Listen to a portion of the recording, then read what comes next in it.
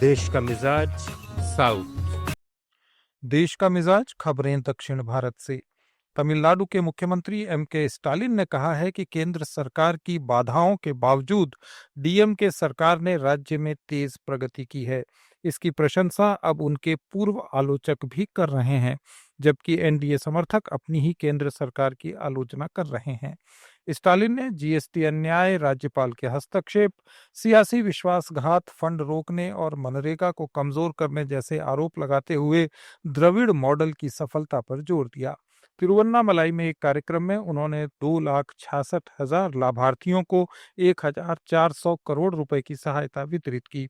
Stalin ने विधानसभा चुनाव में जनता से पुरजोर समर्थन भी मांगा।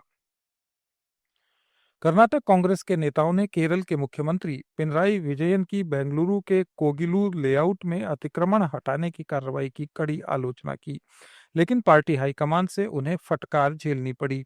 विजयन ने सोशल मीडिया पर कहा था कि फकीर कॉलोनी और वसीम लेआउट में मुस्लिम परिवारों के घरों को बुलडोज करना क्रूर बुलडोजर राज है और कांग्रेस सरकार संघ परिवार की अल्पसंख्यक विरोधी राजनीति पर चल रही है। कर्नाटक के मुख्यमंत्री सिद्धारमैया और उप मुख्यमंत्री डी.के. शिवकुमार ने जवाब दिया कि विजयन ने तथ्यों की जानकारी के बिना टिप्पणी की। ये घर खतरनाक कचरा डंपिंग साइट पर अवैध रूप से बने थे। कांग्रेस महासचिव के.सी. वेणुगोपाल ने कर्नाटक के नेताओं को सावधानी बरतने की हिदायत दी है। आंध्र प्रदेश के मुख्यमंत्री एन चंद्रबाबू नायडू ने घोषणा की है कि राज्य में जिलों के पुनर्गठन पर अंतिम सूचना 31 दिसंबर को जारी की जाएगी। इसमें 3 नए जिलों और 5 नए राजस्व डिवीजनों का प्रस्ताव शामिल है। विजयवाड़ा में हुई रिव्यू मीटिंग में इस मुद्दे पर मिली 927 आपत्तियों और सुझावों पर चर्चा हुई, जिसमें गुडूर विधानसभा क्षेत्र के 5 मंडलों को नेल्लोर जिले में वापस विलय करने का फैसला किया गया। अदोनी मंडल को उसके विशाल क्षेत्र के कारण विभाजित करने पर सहमति बनी। अनकापल्ले जिले में नक्कापल्ली के बजाय अड्डा रोड जंक्शन डिवीजन स्थापित करने, मुनागा पाका मंडल को अनकापिल्ले डिवीजन में शामिल करने और अच्युतापुरम को अड्डा रोड के तहत लाने का फैसला लिया गया। पोलीवरम जिले में कोई बदलाव नहीं होगा। इसके साथ ही दूसरे जिलों में मंडलों के स्थानांतरण पर भी कोई परिवर्तन नहीं किया जाएगा।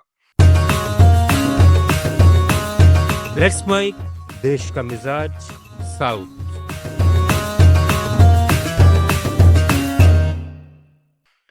तेलंगाना में बीआरएस के कार्यकारी अध्यक्ष के.टी. रामाराव ने कांग्रेस सरकार पर एसेट मोनेटाइजेशन के नाम पर 5 लाख करोड़ की लगभग 9,300 एकड़ कीमती सरकारी जमीन बेचने का आरोप लगाया है।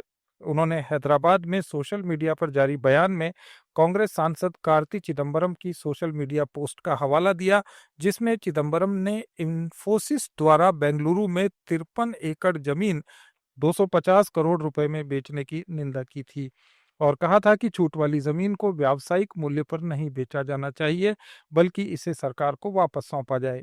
केटीआर ने मांग की कि तेलंगाना में भी यही सिद्धांत लागू हो और ऐसी जमीन स्कूल, अस्पताल, गरीबों के आवास और दूसरे सामाजिक ढांचे के लिए इस्तेमाल की जाए। केरल में जिला, ब्लॉक और ग्राम पंचायतों के अध्यक्ष और उपाध्यक्ष पदों के लिए चुनाव प्रक्रिया पूरी हो गई। इसमें कांग्रेस नीत, यूनाइटेड डेमोक्रेटिक फ्रंट और सीपीएम नीत लेफ्ट डेमोक्रेटिक फ्रंट ने 7 जिला पंचायतों पर नियंत्रण हासिल किया।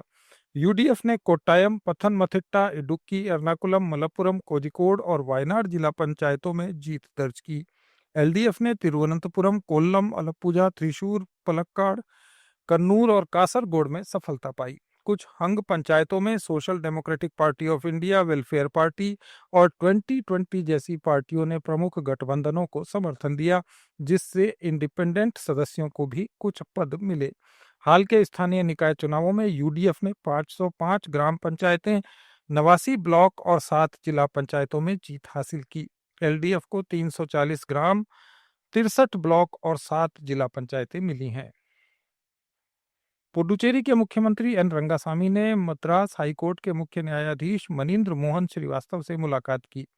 ये बैठक मुख्यमंत्री कार्यालय में हुई, जिसमें लोक निर्माण विभाग के मंत्री लक्ष्मी नारायणन भी उपस्थित थे। मुलाकात के दौरान किसी खास एजेंडे का खुलासा नहीं किया गया।